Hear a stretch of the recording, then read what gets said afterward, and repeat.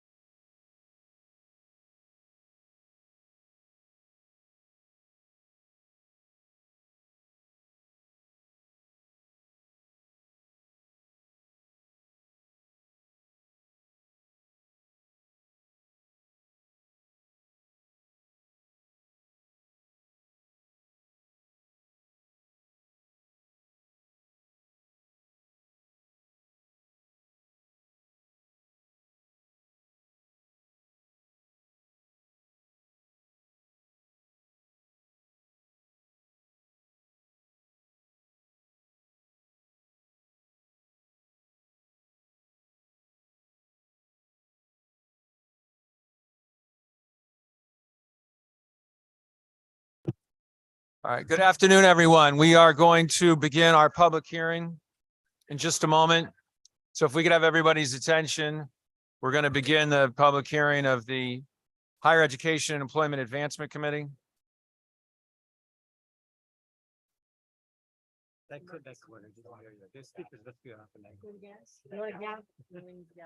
Need a gavel. I'm going to hold represent.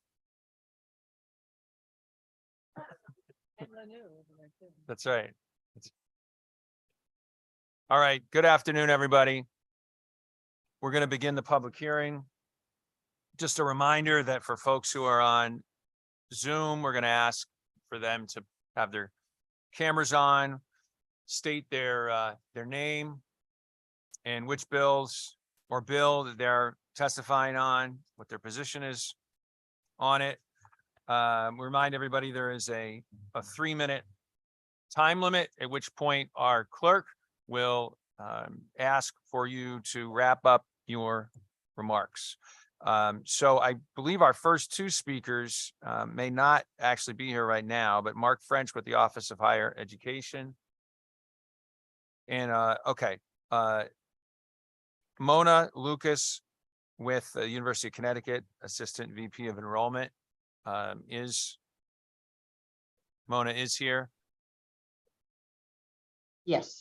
Okay. Oh, there you are, Mona. Good afternoon, Mona. Good to see you. And thanks for your testimony. Thank you.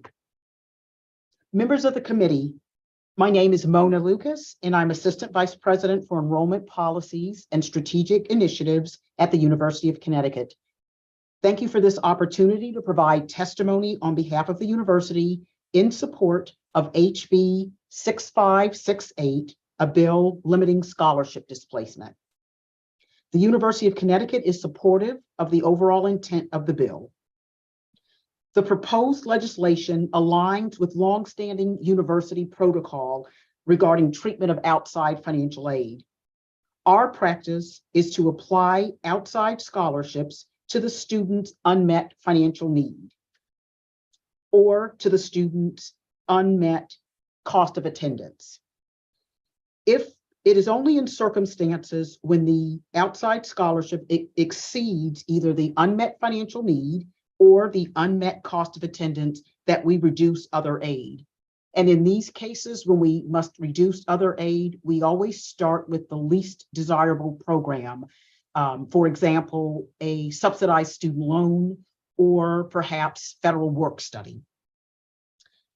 Last year, the gross amount of financial need for our undergraduate students was in excess of $350 million.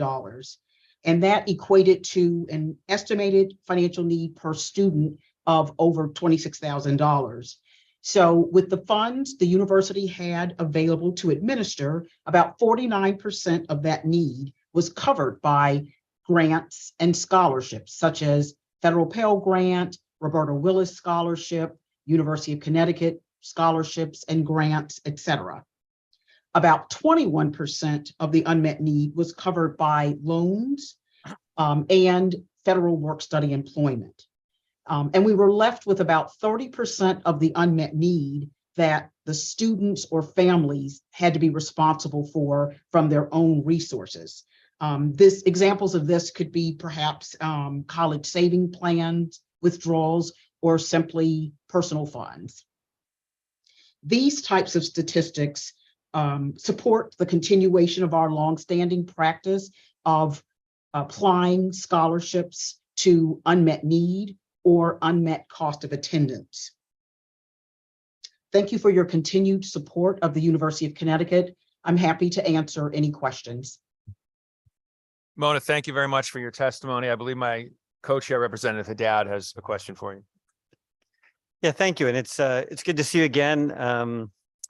You're in the most beautiful town in the state of Connecticut, I suspect, as you're testifying remotely. So I appreciate your desire to stay there and not travel into Hartford. But thank you very much for making yourself available to us. So I just want to make sure I understand. So if you require, when you package a student's financial aid and they accept that financial aid package and admission to the university, that typically happens in the spring, right? Before their fall attendance? Correct. Typically happens for the students entering the university for the first time. It happens typically early March. March 1 is our standard release date. And for the students continuing with us at the university, it tends to be late March or early April when they are notified of their renewal aid packages. And so then at that point, if when they accept the financial aid package and admission to the university, do you require them to notify you of any occasion when they might receive additional a scholarship or? Yes, we do ask them in the process to notify us if they are already aware of outside scholarships that they are receiving.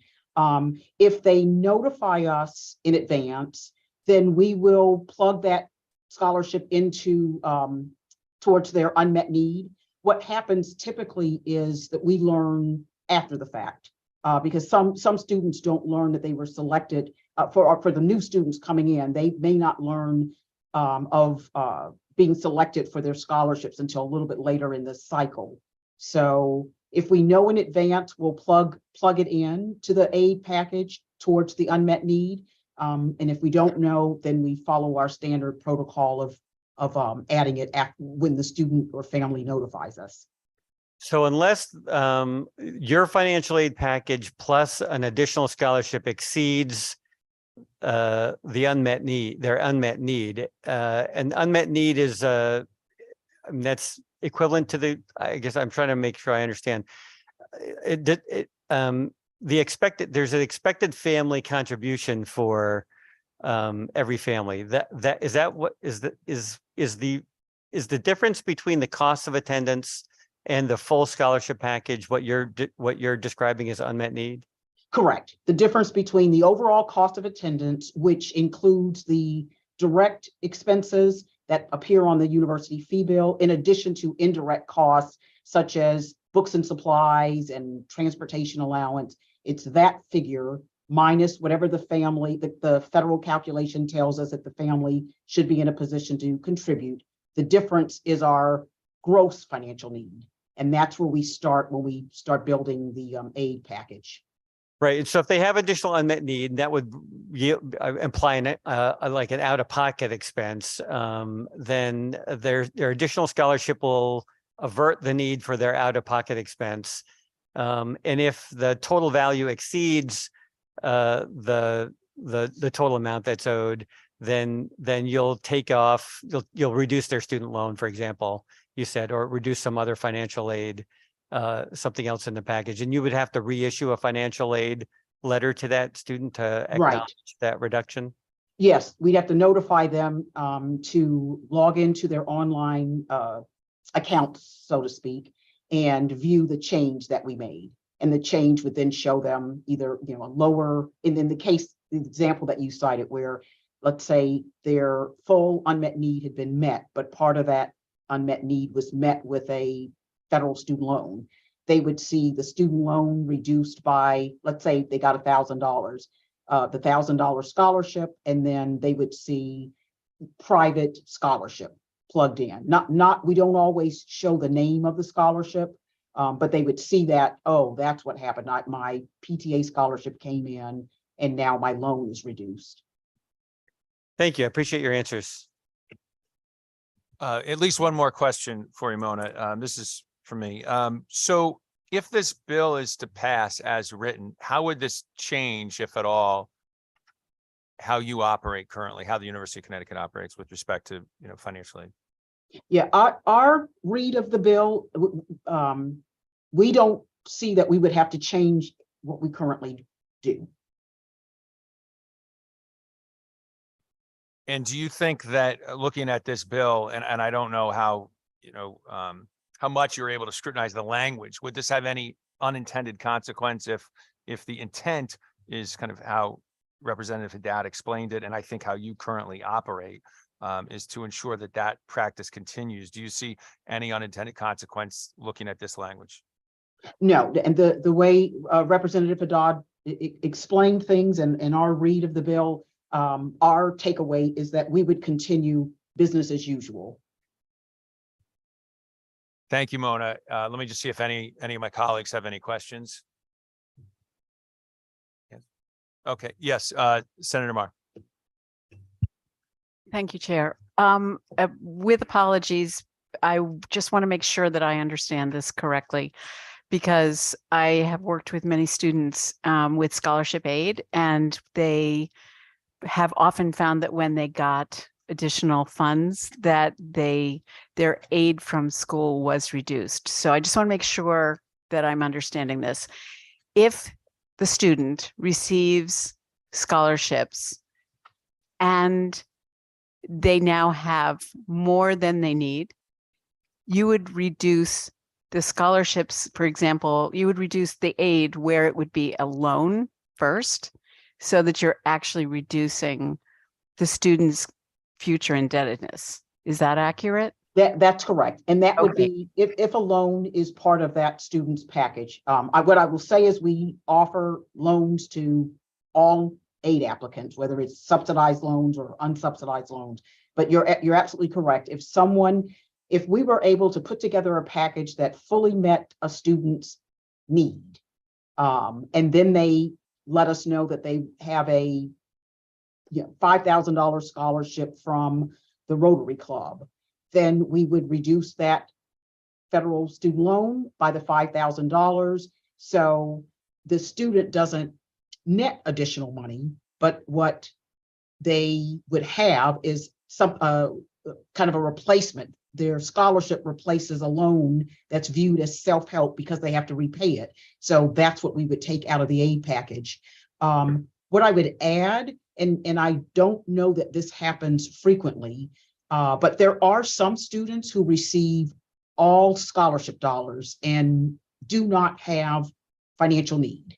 And in that particular case, then the only thing we have to reduce would be another form of a scholarship. But in order for us to be in a position to have to do that, the student would have to have received enough scholarship dollars to cover both the direct expense for education for the year that shows up on the fee bill, as well as the allowances that we factor in for those indirect expenses, such as the books and supplies and pocket money for transportation. They would have to have received that much money in order for us to then, and no student loan. And then, yes, at that point, we would reduce some other scholarship.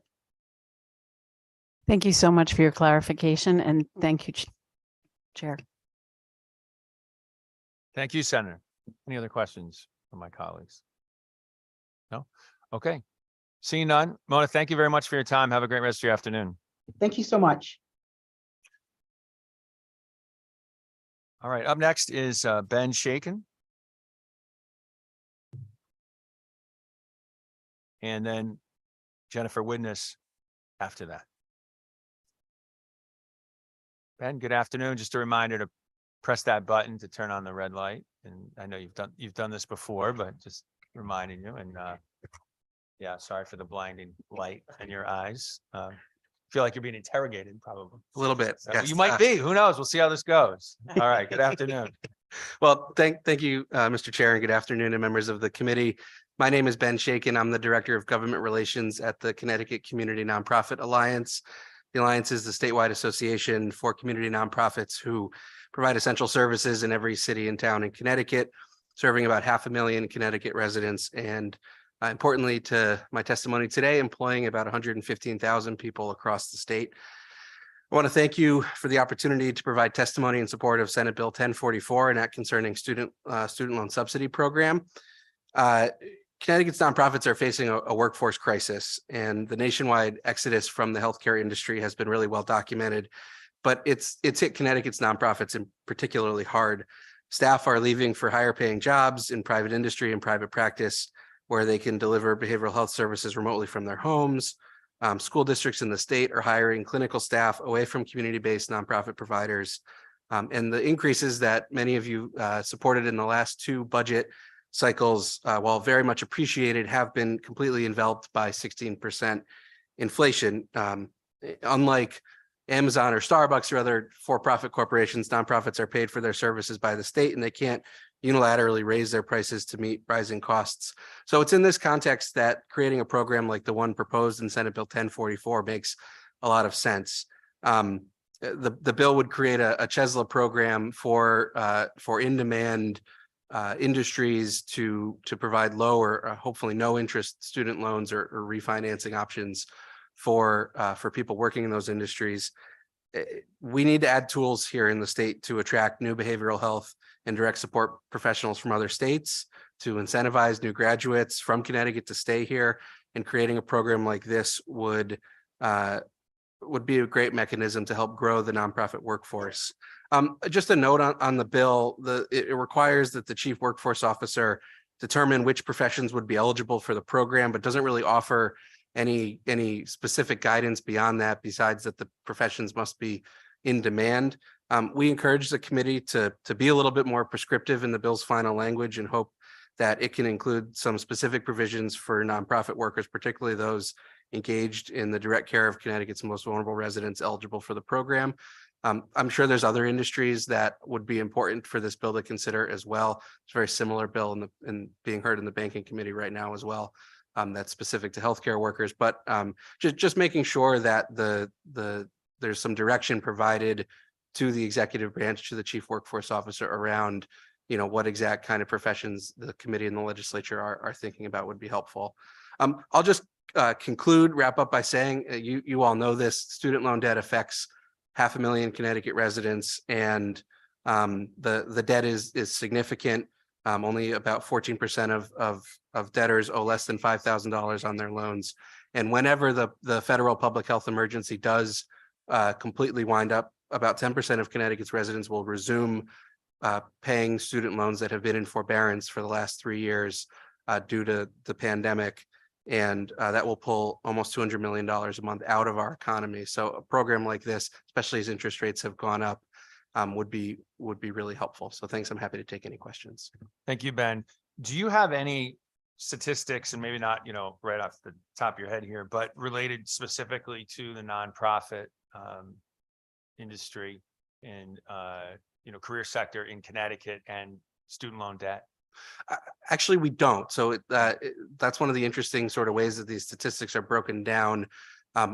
We have statistics about our workforce in general and statistics about student loan debt in general, but not the ability really to combine, number of staff in this particular industry. But I will say that in particular in the behavioral health workforce, where master's degrees at least are pretty much required for almost all of the support roles in those programs, that student loan debt is of course very, very prevalent. Folks are also graduating from those programs, and those who've dedicated their careers to working in the community-based sector are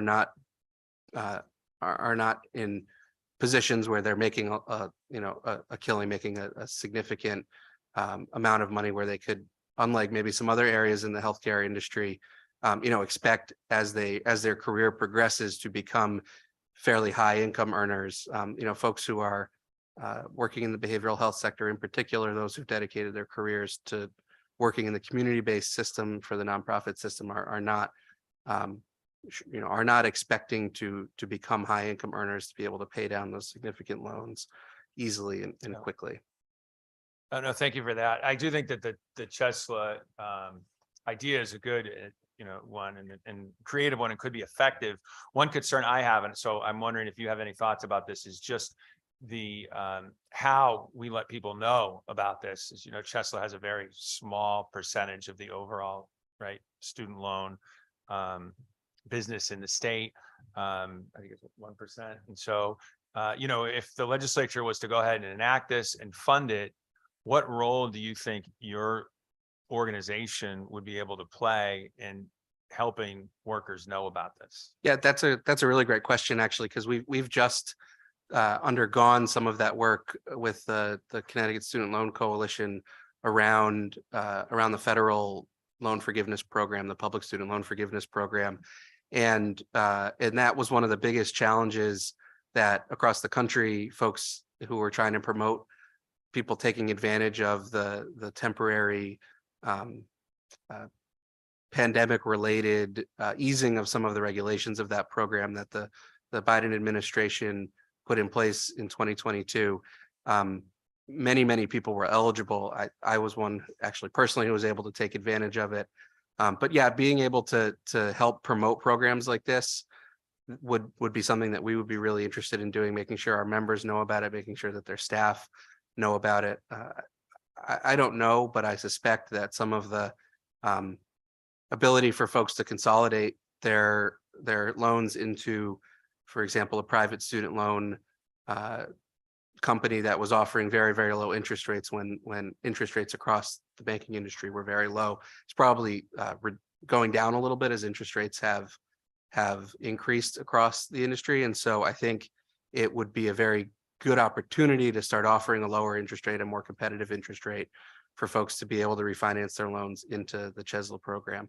One concern I think that we have is that federal program. You need to have federal loans in order to be eligible for the public student loan forgiveness program. And so making sure that if folks are consolidating their debt under a CHESLA program or otherwise, that doesn't take them out of eligibility after 10 years of making payments on a federal loan, they will be fully forgiven as long as you've had 10 years or 120 months of qualified employment for a nonprofit or the state or education, military, any public service industry.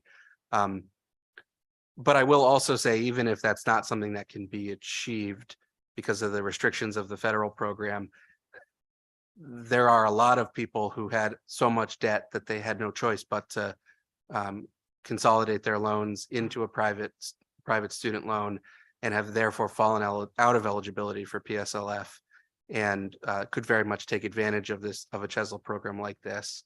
And unfortunately, there's really no federal solution being proposed or seriously considered to deal with the millions of people across the country who hold private student loan debt who are not eligible for any of the debt forgiveness, including PSLF, that the U.S. Department of Education is able to control either by federal law or otherwise.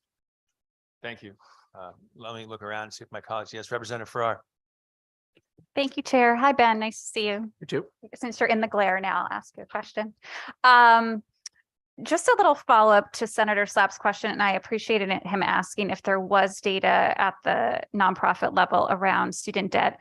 I think what it rose for me was, generally, I think research really points to that women carry the majority of the debt. We know that the nonprofit sector is also majority women. So I'm kind of stepping forward to indicate that is likely a heavy debt load for your nonprofit workers. And I think that's why I wanted to follow up and ask the question. You had mentioned maybe clarifying what the in-demand industries is and maybe looking at some language that was including but not limited to the types of industries we put there. Can you specify if you would want to see that about the nonprofit sector overall, or were you thinking occupation specific when you made that recommendation? That's a good question. I think we'd be interested in exploring either option. I think in general, we see that first of all, that there's parts of the nonprofit sector where a college degree is not required. And so there are parts where it is and where a master's degree is required, like I talked about. And so I think in those second parts, that's where we're seeing a lot of interest. I think we would always support incentives to not just keep people in the general workforce of the healthcare world or behavioral health, but specifically engaged in the community-based workforce. And so I think we would be very supportive of something that limited participation to folks that continue to be engaged in their careers in the community-based system of care. The other bill that I mentioned in the banking committee is specific to occupation and not to where you work with that occupation.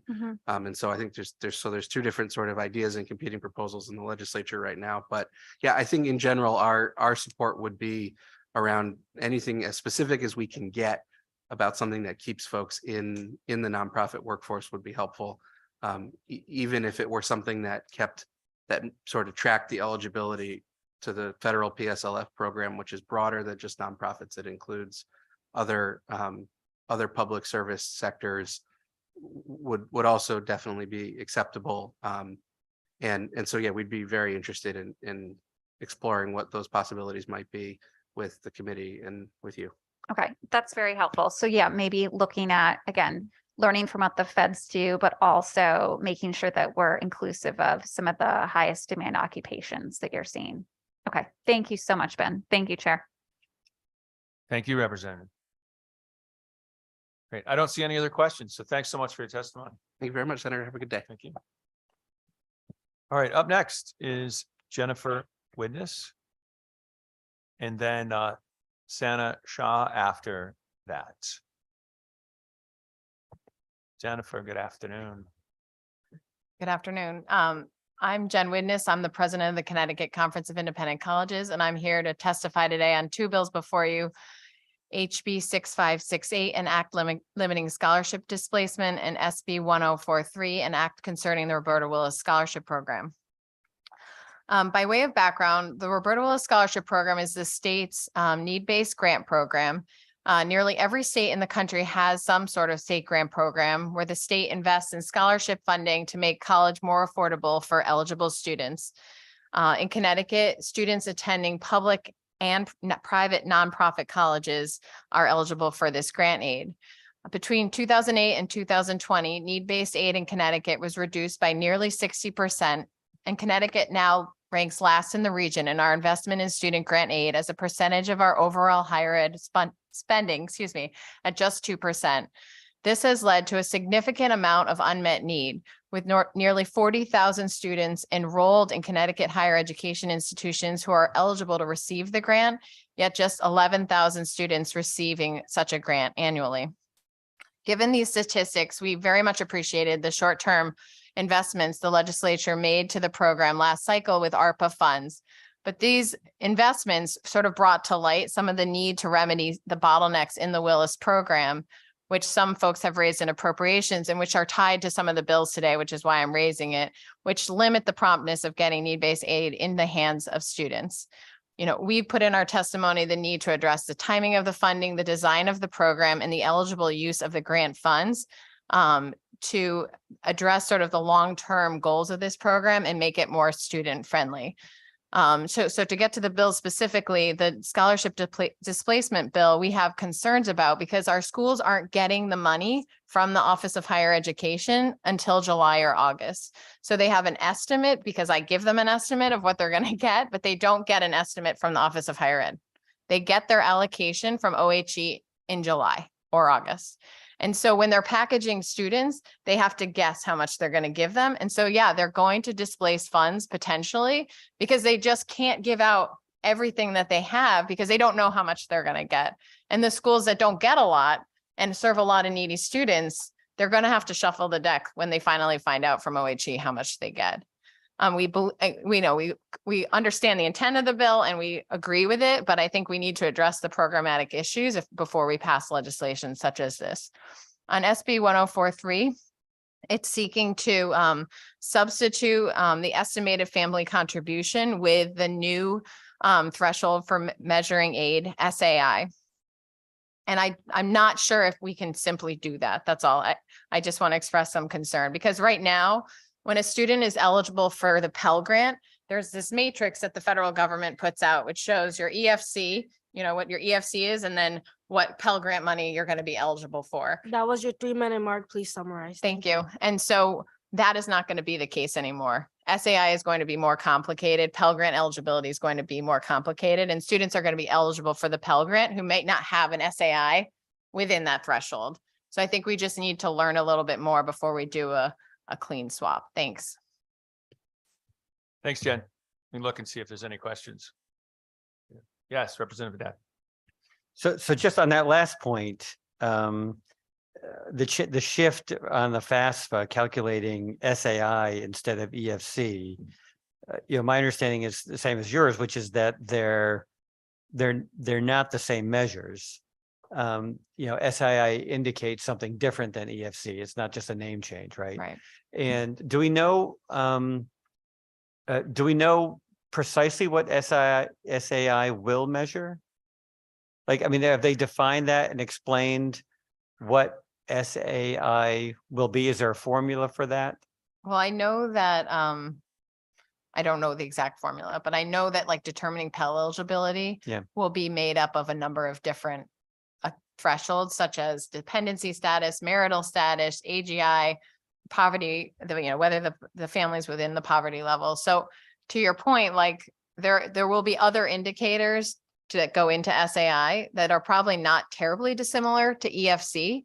But I think the point is more, they're trying to catch students who aren't having a low SAI who may need to be eligible for Pell, right? And I think, I don't know how we want to take into account that with Willis.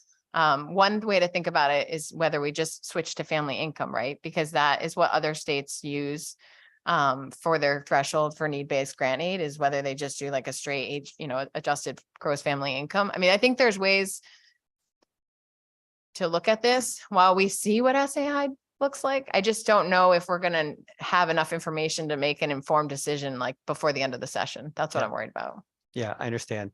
And in terms of limiting scholarship displacement, I guess what you're suggesting is that because Willis funding, we don't typically allocate money to Willis in a budget, in a first year budget anyways, Right. until May or June. And the Office of Higher Education takes the approved budget, calculates the allocations for the portion, the need-based portion that goes directly to institutions, and you're saying provides that number and those resources to institutions in July or August, which is a full, 4 or 5 or maybe 6 months after the institutions are packaging financial aid. Right. So your institutions, do they offer so on those initial financial aid offers, do they list Roberta Willis as a possible source, a likely source, not a source at all? Like, I'm just trying to figure out, like, do you oversubscribe I think the we amount of financial undersubscribe. aid that you are offering, anticipating that you're going to get something from the state for Roberta Willis? I think that they don't offer all the Willis that they're going to get potentially, but maybe offer institutional aid, knowing that they'll get Willis. And I just think the concept of displacement is that I hear you where you're going, like you want it to be on top of all the institutional aid that they're giving, but some of these schools are already giving a lot of institutional aid. I mean, I can get you the numbers, No, but it's not insignificant. I don't doubt it. And so I think that they're just saying that to ban it all together, and they're also all rule followers, they could pull it back, right? They could give less aid up front and just wait and see what they're going to get. But I do think that my point is there is some shuffling of the decks that goes on, because there's going to be students that come in that are eligible for Willis that they could give them that grant and give them someone else a little more institutional aid, to be honest. And then, some schools, we mentioned in our testimony that, Willis isn't, you can't use it for housing, room and board, or some fees. So again, like they're trying to package students to the best that they possibly can. So when they get their allocation, sometimes things might move around. They may not even reduce the amount of aid. They may just reduce where it comes from and what it's for, And on the question around timing, like you said, we've talked about this last session, is that some legislators are hesitant to pre-fund the program. So in other states, they're getting their allocation in the budget cycle, June, July for the following year. So we could fix this by just putting a one-time allocation of Willis upfront, and then you wouldn't always be behind. But the other thing is, if you just, like you're saying, is budget 2 years out, then we don't have to allocate the resources. We just sort of have a sense of what we're going to get. Yeah. Because So we don't what we- actually need the money until July.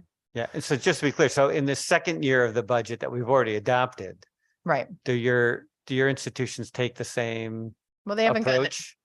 No, because OHG doesn't tell them it, right? I mean, it does say in the legislation that OHG should let them know what their estimate is, but that's not happening because OHG's, in the times where Willis was cut every year, it didn't matter if it had been funded in the biennium, there still might be cuts in the second year, right? And as an agency, they can't I mean, I don't want to speak for them, but they're probably not going to go out and put out a letter saying this is how much you're going to get when they know there's active changes potentially in the budget cycle.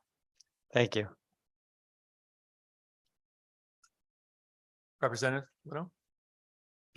Thank you, Mr. Chairman. Good afternoon. How are you? Good. Good. I just want to guess a couple of questions on this, just if you could help me walk through this here. So you award financial aid to a student, potentially somebody who's in high school, getting ready to graduate. They apply, they're accepted. You make a determination what they're eligible for in financial aid and give that to the student, correct? Am I correct in that? I'm doing a Reader's Digest version here, but Okay. So I run the association, so I actually give out no financial aids, right? So my understanding also is that our aid directors at our member institutions, right, they apply for college and they'll package a student with different types of aid. So they're going to package them with institutional aid, which is like money comes from the school. They'll package them with federal grant aid. So like if they're eligible for the Pell Grant, they'll know when the student applies whether they're eligible because they've completed the FAFSA. And then for Willis, if they meet the general eligibility criteria, they could give them a Willis Grant Award. But just so you know, it's not an entitlement in Connecticut. So if a student meets the eligibility criteria, they may or may not get the grant. It just depends on how much Willis money they may or may not get. So it's a little fluid, Yeah. but that's the general sense. understood. But that essentially that number that you guys come up with, that's a determination based on the student, on the criteria, their background, wherever their set is. You make that determination what they're entitled to. There's also the total tuition, the difference they're on the hook for, correct? Right. Okay. So if I'm on the hook, let's say for $10,000, I owe a difference of $10,000 after we went through all those exercises. You just mentioned you were able to come up with these financial aid or grants. I'm on the hook for 10 grand.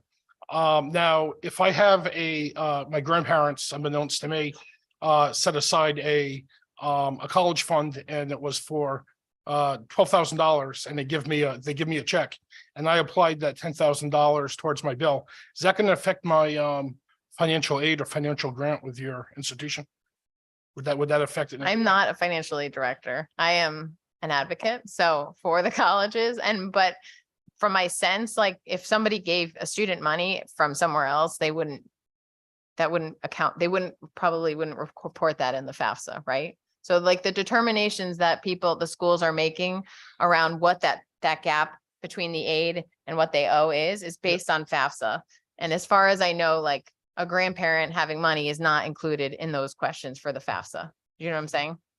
Yeah. Right. I do. So here's where I'm going with Yeah. this. Where are you going? You know, you're right. There was a young lady that was in my district, one Yeah. of my towns, an absolute model student, a model young lady. If I had to have a daughter, it would be her. I mean, she's an absolute exemplar, student. You know, she was told from a young age from her parents, from people, play by the rules, work hard in school, apply herself, and she did just that.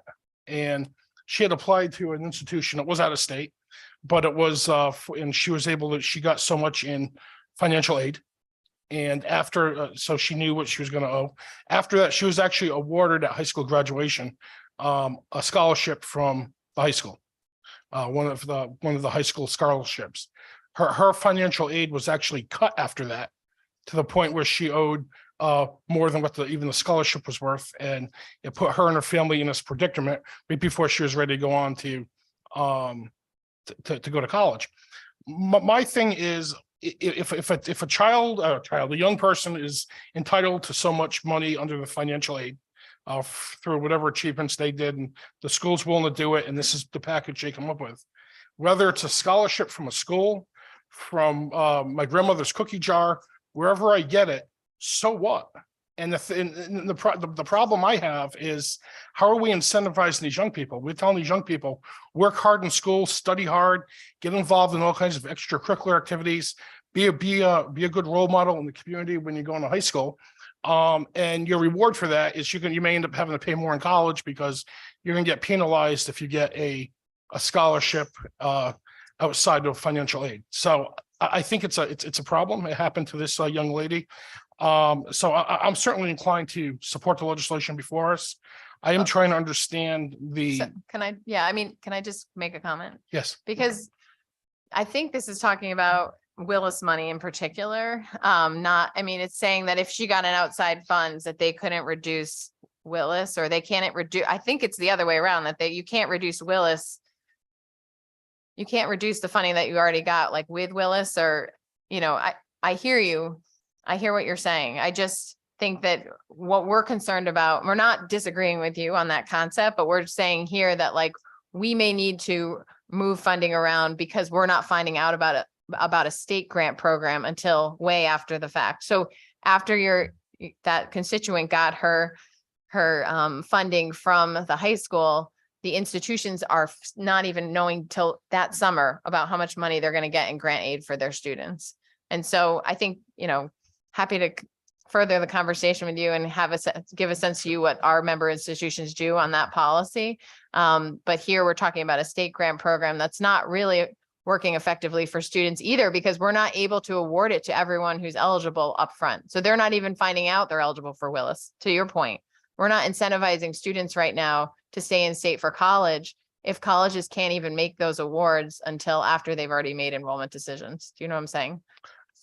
I do. I just, again, I want I to make hear sure you. we consider, if there's a candidate, somebody's got accepted into a particular college and they're entitled to so much financial aid because of them, they make such an ideal candidate, ideal student, and you think they're going to contribute so greatly to the institution.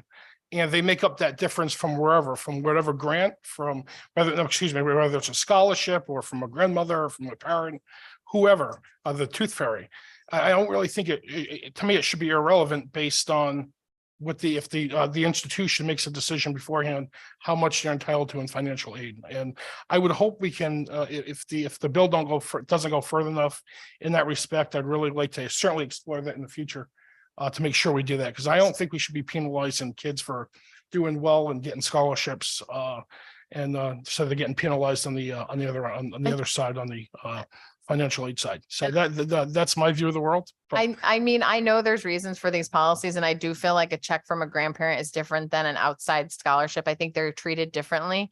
And so I'm happy. I feel like I'm not informed enough to be adequately responding to your question. So let me get back to you and sort of to give you a sense of what the policies are.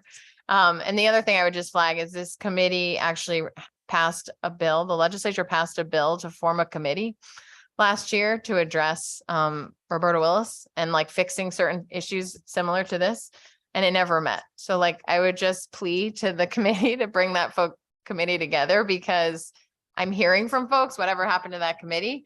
And I think, we can talk about displacement as an issue there as well, that like if it's a policy that state wants to pursue, that's fine, but we kind of need to look at the bigger picture before sort of making carve outs on different types of scholarship programs. Yep. I appreciate your testimony. I certainly would, I welcome that plea and I echo that. So we'll make sure we get that right and make Right. sure we don't displace kids for doing well and performing well. So thank you very much. Thank you. Thank you, Representative. Representative Cooley. Thank you, Mr. Chairman. Thank you for coming in and giving your testimony. I'm just trying to make sure that I understand your organization's issue with the Willis Scholarship. This is essentially, if I'm understanding it, an accounting problem in which your institutions don't know when they're putting together the package for student A, what the Willis will be until essentially the next year. So they're trying to package together and then go back through the books and match up when they get the amount from Willis, make the books, their estimate on the books match the actual reality of what they've gotten. So this, am I correct in understanding, this is essentially creates an accounting problem for them in terms of where they're getting the money and moving it around to make the package that they've offered work. Right. So they may be taking it from column A and putting it into column B because they didn't get what they expected from A. Right. Is that a Right, and so fairly the accurate reason it- description? Yep, and because Willis allocations to the institutions, not to the student, right? We don't have like a voucher program where the money follows the student here. The money is going to the institutions based on how many eligible students they enroll. They're not getting enough money for everybody who's eligible, right? And so they're trying the best that they can to give students as much need as possible and to leverage all the resources that they have to, make college as affordable as possible. So would I being correct in assuming that the major concern is that in passing legislation, we don't compound Right. this accounting problem to make it more problematic for the independent colleges and create more problems for the students? Right. Yes. I mean, yes, but I think also if the concern wants to be addressed, I think our point is, and we put in joint testimony with CSCU, is that we need to look at the bigger picture before sort of making, like you're saying, further constraints on a program that's not probably working quite as well as everyone would like. And I mean, it does work, and because I want to let folks know that we have data that shows that Willis recipients graduate at a higher rate. It's serving, a very diverse student body, and they have a very low EFC. These are very low income students that are getting this grant. It's just not providing them with the upfront option to promote access, right? Like we're not able to give it to every student that's eligible as they're applying to college so that they have a whole sense of what they could be afforded while they're applying to college. Thank you very much. Thank you, Representative. Representative Turco. Thank you, Mr. Chairman. Jen, I just want to thank you very much for your year after year advocacy of trying to make improvements to the Roberta Willis Scholarship Program. I've read your testimony, and we've obviously discussed this in years past, and I think the changes that you proposed on behalf of the association and this year in collaboration with CSCU, which is great as well, really makes sense and would make it a lot easier on the institutions and make sure that students know the potential award they could be receiving. And I also think it's so important you continue to highlight Connecticut's decrease in overall student aid and how we are one of the worst states in the region now, and rank the below half in the nation. And it's kind of an embarrassment to me because I love the state of Connecticut and I think we do so many things well here, but we are not properly investing in our students who want to go to higher education. So I appreciate your continued advocacy. I want to pledge to continue to work with you on that. And as far as the task force that we formed to help revamp this program, I'm disappointed that didn't get up and running either. I suspect that it has to do with the difficulty at times in getting appointments made for the individual members to be on the task forces and that logistical process. So I know that other committees and maybe this committee would want to consider leadership from committees have kind of formed just a informal working group of interested parties. And that has been more successful to meet and come up with, proposed legislation where it's really collaborative and not have to go through the formalities of the task force. So maybe that's something we should look at for off session. But thanks again, Jen. Thank you, Representative. All right, I'm going to ask you to speak for UConn now, okay? I see my UConn friends all of a sudden gasping here. No. So my question is, why do you think that you representing the independent colleges, universities, and President Chang, obviously with the CSU system, are against the bill as written, maybe not in spirit, but just certainly in the language, right? And you have concerns. Yet we just heard from Mona Lucas with UConn, and they're fine with it. And they say, doesn't change the way they operate at all. I'm just trying to understand like that disconnect. I don't speak for CSU. And I think part of the challenge for us is like, we just get a lot less money than UConn. We have 15 member institutions. Just so you know, Yale and Wesleyan don't take Willis money anymore. And then RPI is grad only. So we only have 12 institutions that receive Willis money, and collectively they get $6.6 million divided by 12 institutions. So it's really not a ton of money, But for some of the smaller schools like St. Joe's, it is, and they have a lot of people that are eligible. And so I think my belief is that probably just, it's just smaller pots of money that aren't insignificant for some of our members like Albertus and Goodwin, where I'm not Goodwin, Albertus and St. Joe's and Goodwin, but like they have a lot of needy students and they're trying to meet as much need as they possibly can with a smaller bucket of money. So I'm not really sure, and I really can't speak for UConn. I don't know. And similar with CSU, Derek, Senator Slapp, there's a lot of needy students at CSCU and they're just trying to do everything they can with the limited resources that they have. And so they might be cautious to put Willis up front because they're enrolled, the money is allocated based, money is allocated based on enrollment 2 years prior. So an institution's allocation may go up and down, especially in COVID, right? Some of our institutions' enrollments have gone down. So they know they're going to get less. They just don't know how much less. And so they're probably more cautious about allocating funds that they don't have in their hands. And potentially, UConn is, their enrollment's gone up. So like their allocation might be a little more flat than some of the smaller schools that are seeing more, ups and downs in their enrollment, that their allocation is kind of changing every single year. Yeah. Okay. That's No, I probably, appreciate that, yeah. because it's a timing. I mean, I imagine that, you all aren't hearing about this information, the amount later than UConn is. So I No. think maybe your hypothesis is worth Right. exploring. It probably has some merit. Yeah. Right. I mean, UConn enrolls a lot of needy students from Connecticut. So they're getting a couple $1 million in Willis every year. And we're just getting 6 among 12 institutions. So it's not a lot of money and our numbers are changing enough every year that we're being cautious. Yeah. Okay. No, I appreciate your answer and your Thanks. testimony. Any other questions from members of the committee in online? I don't see any. So thank you very much. Good to see you, Jen. Have a good afternoon. Okay. Up next is Sana Shah, and I apologize if I mispronounced your name, but it's good to see you with Connecticut Voices for Children.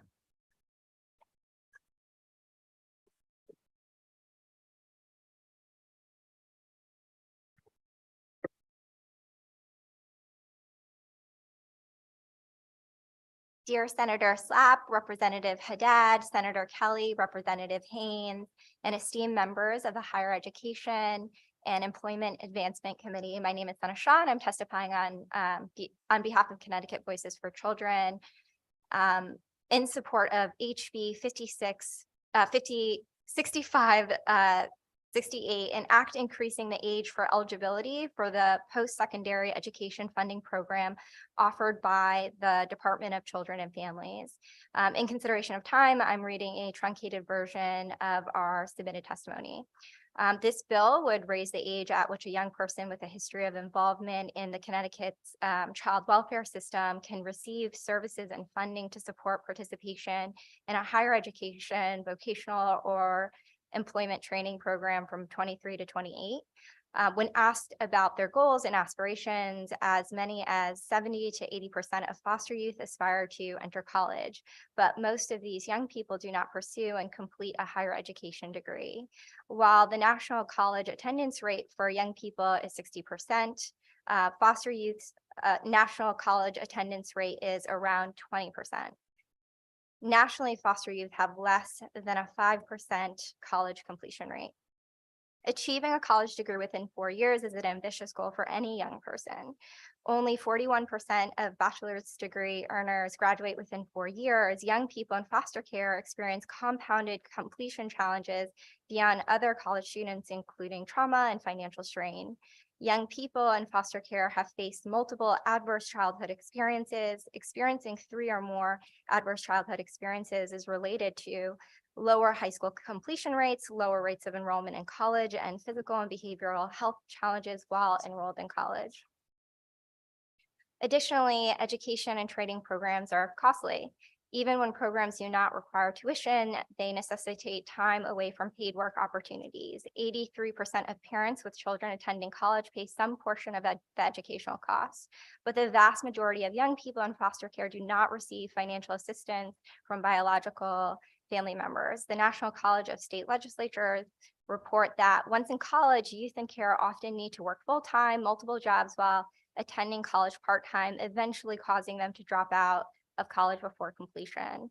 Not all young people with a history in DCF care will use these extended vocational and higher education tuition waivers and services. However, a little extra time is precisely what some youth need to heal, mature, and flourish.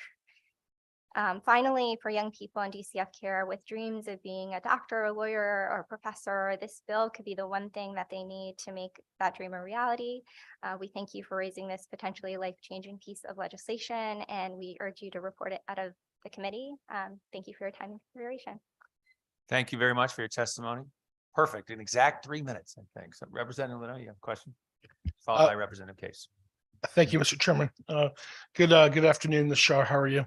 I'm doing well. Just a couple of questions. I do appreciate your testimony and certainly what you're trying to do and get your youths that were in foster care into a respectable work pipeline, vocational pipeline. So it's a very laudable goal, and I commend you for what you're trying to do.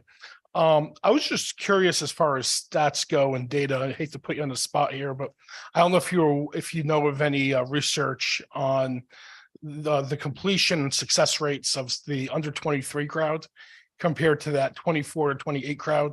Do people who go back later on in life in that 24 or 28 crowd have a greater success rate of completing a post-secondary education or getting that vocational certification, that sort of thing? Do you have any numbers on that or any data that can speak to that? Thank you for your question. I don't have particular numbers on me. I can talk to some of the researchers at Connecticut Voices to give you more specific data points. But certainly when young people who were previously involved in the child welfare system have more opportunities and extended time to go to college, to have access to vocational training, there is better outcomes, and they do oftentimes take advantage of these opportunities. So I think, this bill raises the age to opt in to these programs, and it raises the age to complete these programs. And I think that that's going to be really beneficial. To play the devil's advocate for a moment, some of the arguments I have heard from certain people, on if we up the age, to that 20 to 28 years old in some cases here. So let's say there's a foster youth who's 19, 20 years old, and then they say, oh, you know what, this just got up to, I could go back at 26 or 27, so I'm going to kind of take it easy for a while. And could that cause maybe perhaps that young person to go down the bad path because they're going to prolong their post-secondary education and perhaps go down certain rabbit holes that won't be a good place for them by them maybe prolonging their education? That's some of the arguments I have heard. Do you have a response to that? Again, thank you so much for the question. I will say that this passed through the committee with in bipartisan last year. I think only one representative voted no. So we're hoping to have bipartisan support again this year. And regarding your question, I think, when it comes to, the research shows when it comes to young people previously involved in foster care, I think that, these are young people that need all the support that they can get. They've gone through tremendous amounts of trauma. And I think as far as, having concerns that they'll go down the wrong path, I think that this bill serves to mitigate those concerns because it's providing young people the opportunity to continuously further their education and their career, even when they have challenges, when they're having mental health challenges, when they're dealing with a lot of the trauma and they're trying to, balance everything that they're going through. This opportunity still exists to move forward. And so I think this actually will mitigate some of those concerns. Well, thank you very much for those answers. I certainly see the arguments on both sides. I have heard from people, that people who are that 20 or say 25 or 26 in that age group, what happens? What happens to them in those years if they kind of want to just kick the can down the road a little bit? Then on the other hand, I took a couple of years off between my bachelor's and master's program. I was in the workforce for almost 3 years, and I got a much different perspective, being in the workforce, being in sort of the real world for a while, and others have said the same, that gone back to graduate school later in life. You go back a very different student. And professors I've talked to and said that usually older people who have taken time off and go into the workforce or do different things in life and then go back are some of the best students they have. So I would be curious to see some of the data, if there's a way we can kind of quantify this a little bit. And so if you can pass that along to me, I would appreciate it. And again, thank you so much for your testimony. And I'll look for those numbers. Thank you very much. Thank you, Mr. Chairman. Thank you, Representative. Representative Case. Thank you, Mr. Chair. Just a quick question. So in section 2 of the bill, it reads that the commissioner shall be the guardian. So do they have to be recommitted if they move out of foster care into DCF care to be recommitted? So that's actually a really good question. I'm not entirely sure exactly what that means. And that's the one piece of the legislation I'm not entirely sure about. If you leave care, can you come back, or is this, something that's sort of continuous? I'm not 100% sure, but would love to have conversations with DCF on how, we can get clarity and folks on this committee, so we can get clarity on that as well. But when you were saying, as far as DCF care is concerned, this extending the age does include tuition plus services, and those services are the case management services. And so these young people would be under DCF care until 28. I think it's, you can, the way that I read this bill is that you can extend your time in DCF care, but I'm not 100% sure if you leave, can you come back? Okay. Yeah.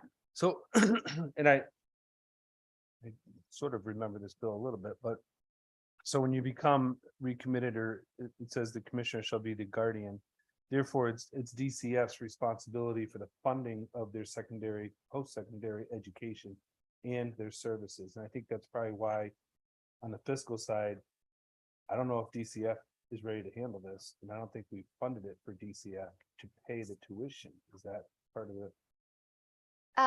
For you? Yeah, I think that some of the, because I think many of us can agree that this is a really good idea, and youth previously in care need all the support that they can get. But there is a fiscal note that comes with that. Tuition only is certainly a very different fiscal note than tuition plus case management by being under the care of DCF. And I think that last year when the bill went to 26 until 28, and I think the fiscal note for this year would have been 28.3 million, and that includes tuition plus case management. So there, it is a fiscal note, but I think that it's really important that, young people who are previously in care do receive those case management services in addition to tuition. And I could appreciate that in moving forward, but I think everybody has the opportunity and the ability to apply for college, and we have a lot of scholarships out there.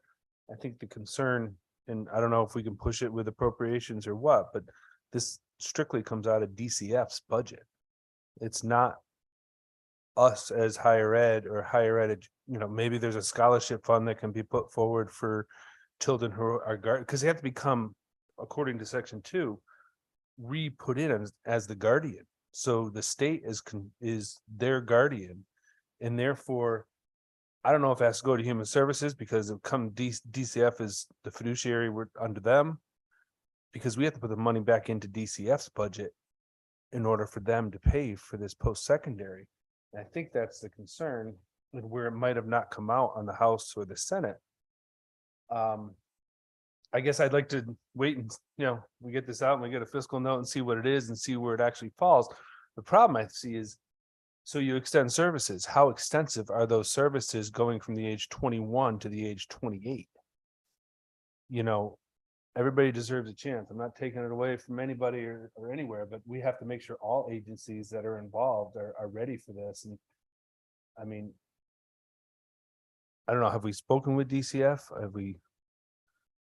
I guess it's a conversation we need to have to see on where their budget lies. And I don't know if the governor put it in his budget for this bill, but if you're talking 28 million from last year and you're going 2 more years from 26 to 28, you're probably pushing the 30 to 40 million dollars, because you're talking 2 more years of services from last year. But then you're also talking 2 more years of education. So, and I always say it shouldn't be about the money, but it's people before projects. And if this is something we're going to do, we have to work with appropriations and make sure we have the dollars in the right place before we move forward. Because we can't ask an agency to do something. And do we have people willing to recommit and take the guardianship? Because they have to be under the guardianship of DCF. Do they have to be in the housing with a guardian? So through that, do you know that answer? Octavia? I'm unclear when it comes to exactly what all the services would entail if they stay under DCF care. But what I do know is when this was brought to discussion last year, they were talking about case management services, but I'm not sure what other things that would entail. But I would imagine if they stay under the care of DCF, it would probably come with other supports as And well. I think it's laudable. I think it's great. I think it's, it's something that when you're in foster care, it's difficult enough as a young child and moving forward, but let's look at it as the whole picture and see what the agencies can do. Because we don't want to throw something out there that an agency, they only have certain dollars for the number of people that we serve. This is a perfect thing with scholarships that, if we had a DCF scholarship, that it would cover this, but I don't see how we make DCF without putting the dollars behind it, especially the services, because I guess I want to go farther with that to see, can you be on guardianship and live in student housing, or do you have to be in the home of your guardian because you're under DCF care? I guess there's more to look into it, but I thank you, and I guess we'll have some conversations, but thank you. Thank you, Representative Dad. Yeah, I actually want to thank Representative Case for raising the issue around Section 2. I was talking to a very astute liaison from a large state agency in Connecticut as well, just before the meeting. And he was telling me what the ramifications of this were too. And I think that many of those ramifications are unintended. And so I think it will be, the screening committee will look at Section 2 and how it's drafted, and this bill may come back without Section 2, to come out of this committee. I think the intention here is to ensure that that students have an opportunity to go to college, and we're the higher education committee. And so if we can provide funding to students who come out of foster care, and we can extend it for some additional time period, then that's probably a laudable goal and might be sort of limited in within our purview. And so I think your points are well taken. Additionally, though, I would also say that there's already programming at many of our colleges, public colleges, UConn, I think Central as well, have programs that are specifically designed for first generation low income students, and sort of foster students are often automatically admitted into those programs to provide additional supports on campus. And we might want to ensure that all of the students who get this benefit would be eligible for those services, and that those institutions are providing those wraparound services, and as a way of doing it, short of requiring them to recommit themselves to DCF and having that would be a barrier. It may be a barrier in and of itself. Many of these people might not want to reconnect with DCF, just for a variety of reasons like that we don't need to get into, but we certainly want to open the opportunity for them to have a successful future. And so I thank you for your comments, and think that those are all good points for us to consider as a And I committee. look forward to the conversation because I think it's laudable, like you said. Representative Cooley. Thank you, Mr. Chairman. Thank you, Ms. Shaw, for coming in. My question is, is the extension to 28 necessary as opposed to 26? We end insurance that for children under their parents' insurance at 26. Approximately 5.5 years to get through a bachelor's program. So if we were at 26, you've got from graduation of high school, say 18, you've got 8 years to complete to get the bachelor's, and that may be a little bit more palatable and easier financially for the state, but also it means that you're basically doing the benefit to students who are foster kids who are looking to get that degree and have a plan, as opposed to kind of wander and then come back later. And a lot of times the rates are not as good for those who spent a few years off doing other things and then trying to come back. So my question is the 28 year deadline in stone, or could we consider 26, which I think might be more workable, so that you're not putting out the possibility of the foster student going, I've got a couple of years to figure it out, and basically understanding that they've got to come up with a plan. Because I think that's, for success in life for everybody, coming up with a plan. You don't necessarily stick with the plan, but if you have a plan, you're probably going to end up in a lot better place in the long run. And I think extending out might be problematic for the kids in the foster system, because it kind of encourages not to have a plan as early as later. Your thoughts on that? Thank you again for your question. So I know that we've had some conversations about, youth previously involved in foster care, sort of taking time off and trying to figure things out. This also applies for youth in care previous youth in care who are going to graduate school as well. So this is applicable to young people who want to actually get a degree beyond their undergraduate degree and are receiving support as they go through their graduate program. So these are, I also took time off before my grad degree, but these are for people that actually have figured it out before I did. And so there's also those situations as well. But in regards to 26, I mean, that's, we're willing to have conversations with the committee, with DCF, and what makes sense, especially because the fiscal note will be different as a result of, 26 versus 28. But the bill last year actually was 26. And this year, the age to opt in is being raised from 21 to 26, and the age to complete it is up until 28. And so if you're raising the age into 26 to opt into the program, I think it makes sense to have it at 28, because it gives the one young person's time to offboard from the program. So and so that might mean lowering the age of opting in, if that's what makes sense. But those are all conversations that we're willing to have, and a very good question. Thank you very much. Thank you, Representative.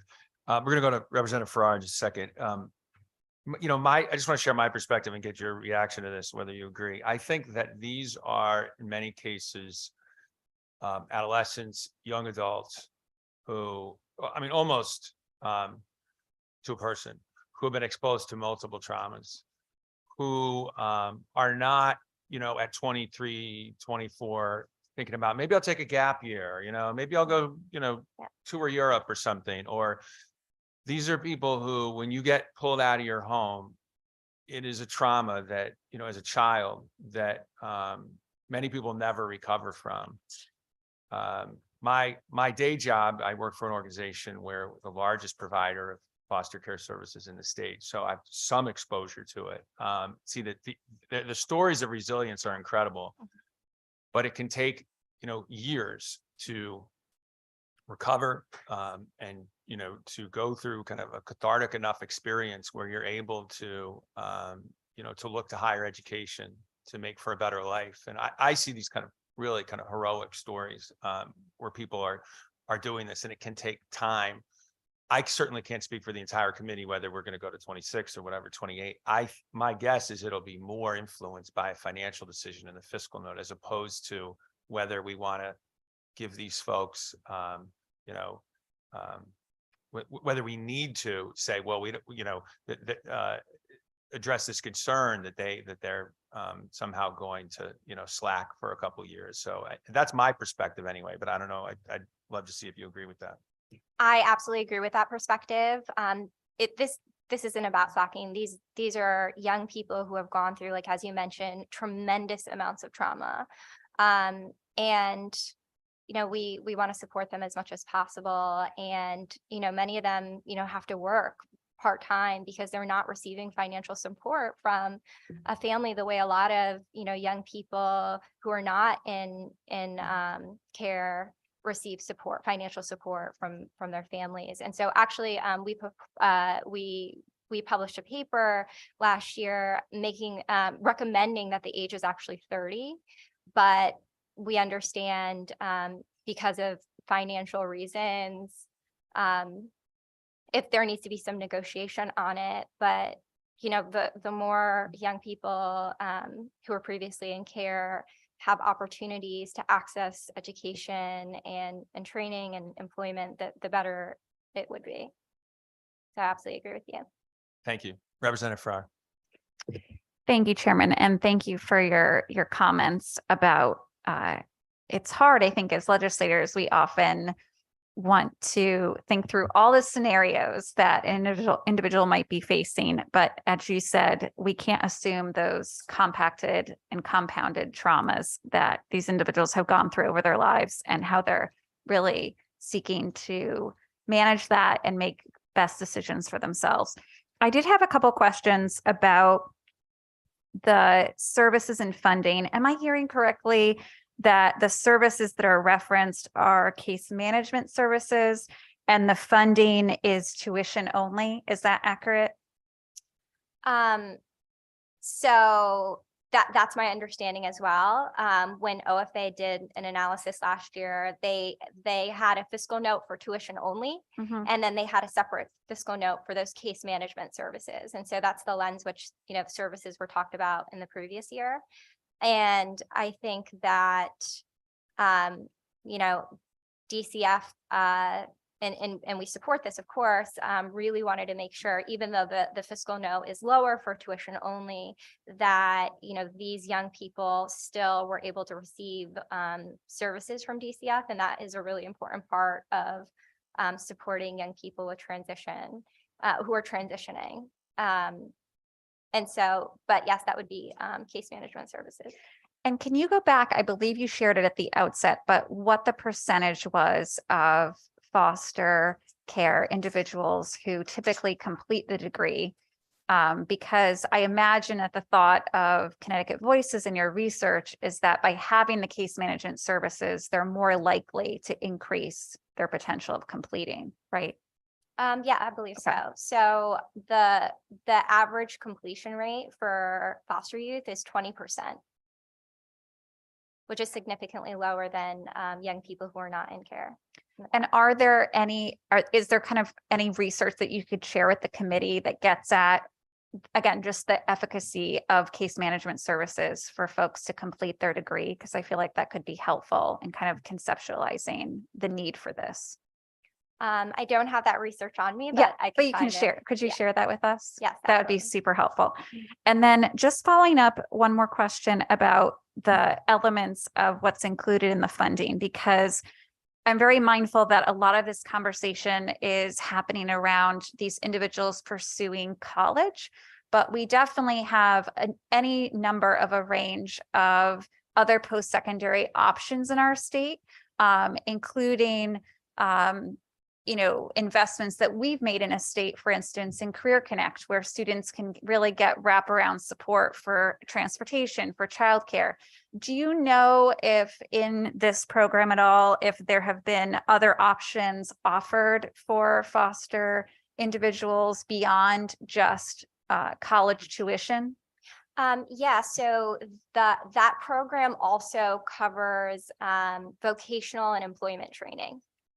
So not just college tuition. Okay. Yeah. That's very helpful because I feel like from the standpoint of clarifying that there's options, again, that are comprehensive in nature and that it's not just about tuition, but we're really taking advantage potentially of some other programming and investments we've made as a state would be very helpful. So thank you, Sana, for answering those questions. And I would look forward to if you could share with the committee anything about the efficacy of those case management services for completion. So thank you. Thank you to the chair. Thank you, Representative. Any other questions or comments? No? Thank you very much for your testimony. Have a good rest of your afternoon.